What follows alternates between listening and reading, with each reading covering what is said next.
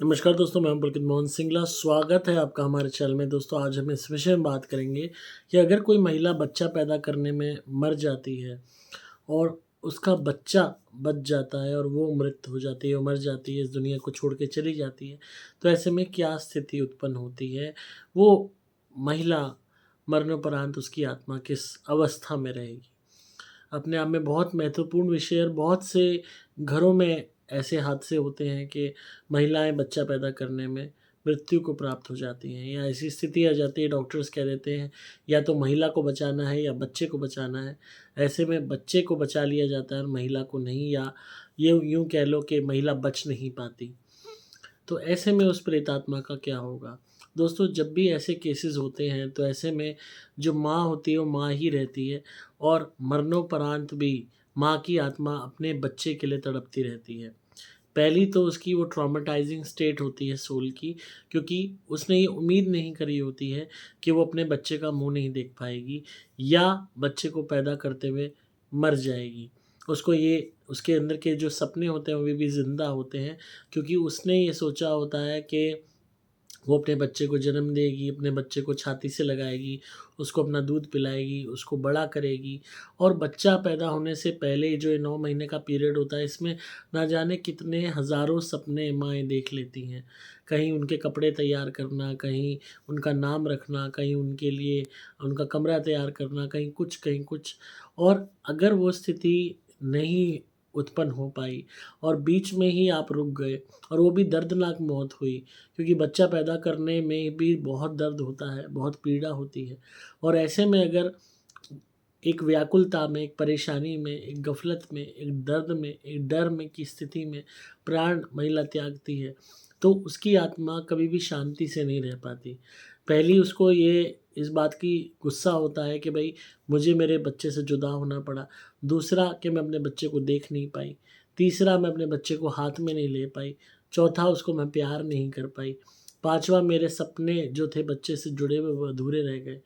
छठा, उसको इस बात का गुस्सा होता है कि भई जिन भी डॉक्टर्स ने वो किया, ऑपरेशन किया या सिज़ेरियन किया या नॉर्मल डिलीवरी कराना चाहिए, अगर उन डॉक्टरों की लापरवाही से डेथ हुई है, तो भई ये डॉक्टर ज़िम्मेदार हैं जिस वजह से मृत्यु हुई। तो उस बात का भी गुस्सा होता है।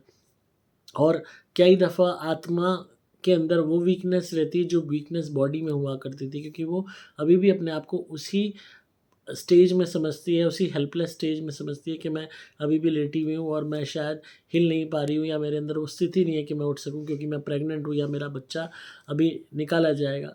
कई दफ़ा आत्मा उस स्थिति में भी होती है।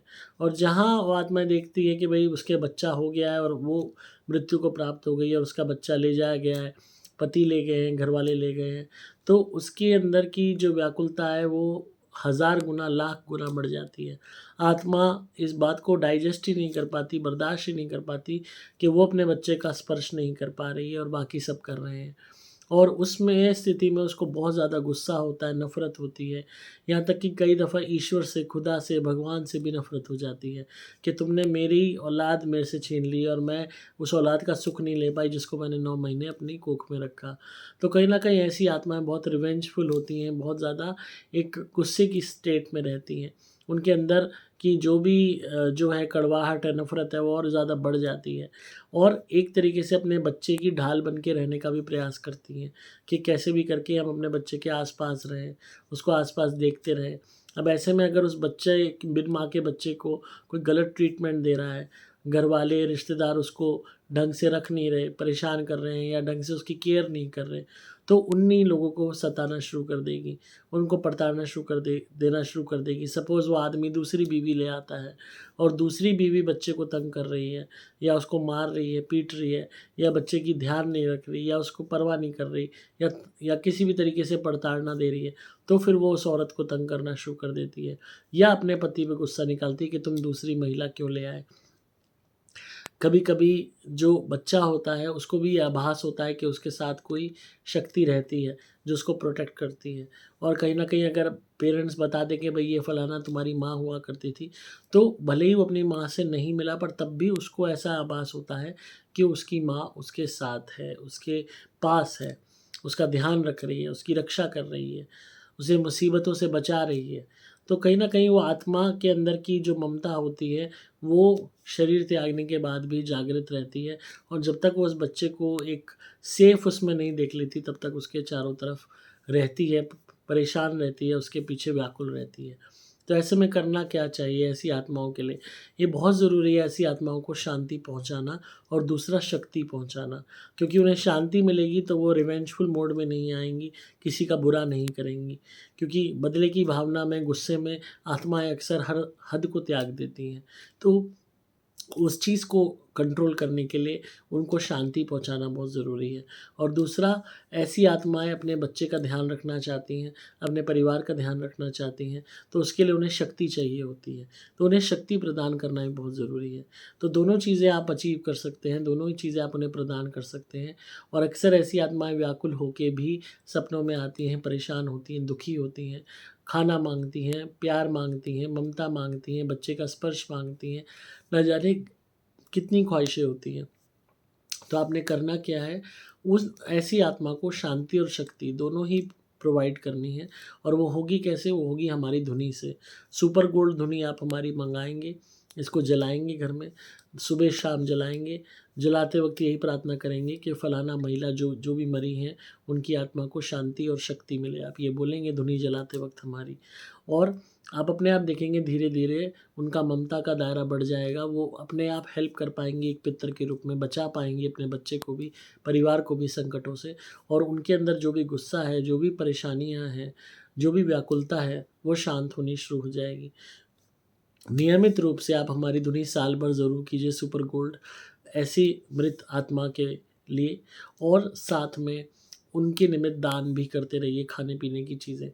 और अगर उस महिला के अलावा कोई किसी का फॉर एग्ज़ाम्पल फ़ादर है, उसकी डेथ हुई है या किसी का और फैमिली मेंबर की डेथ हुई है, तो वो भी सुपर गोल्ड धुनी उनकी शांति के लिए कर सकते हैं। तो बहुत ज़रूरी होता है ऐसे घर की आत्मा को शांति और शक्ति पहुँचाना, जो बीच में ही अपनी ज़िंदगी को हाथ धो बैठते हैं और इस चीज़ के लिए प्री प्लान्ड नहीं होते। अगर अब आप तैयार हो आपकी मृत्यु के लिए, आपको पता है आपको मृत्यु आने वाली है, तो बहुत सी आपकी इच्छाएँ वैसे ही मर जाएँगी।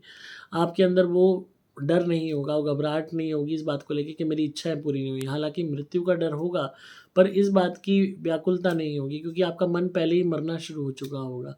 पर जहाँ आप मन में उमंग से भरे हुए हो, ख्वाहिशों से भरे हुए हो, और तब एकदम से फुल स्टॉप लग जाए आपकी ज़िंदगी पे, तो उसका असर नेगेटिव ज़्यादा पड़ता है आत्मा के स्वरूप पे।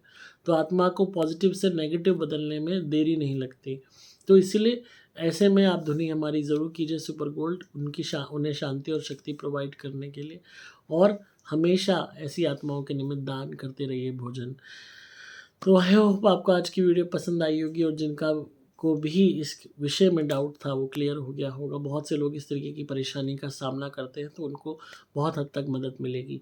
अगर आप घर में परेशान हैं, भूत प्रेत ब्याधा है, घर में काम-काज नहीं चल रहा है, कलेश रहता है, दिक्कतें आ रही हैं, नौकरी बार-बार छूटती है, शादी नहीं हो रही है, घर में नेगेटिविटी महसूस होती है, वास्तु दोष है, तो आप हमारी धुनी मंगाइए सुपर प्लैटिनम या सुपर स्पेशल एक्स्ट्रा घर में जलाइए।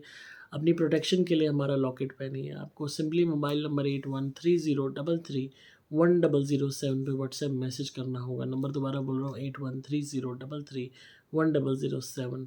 डिस्क्रिप्शन में आपको डिटेल्स मिल जाएंगी। मैं हूँ आपका दोस्त पुलकित मोहन सिंगला।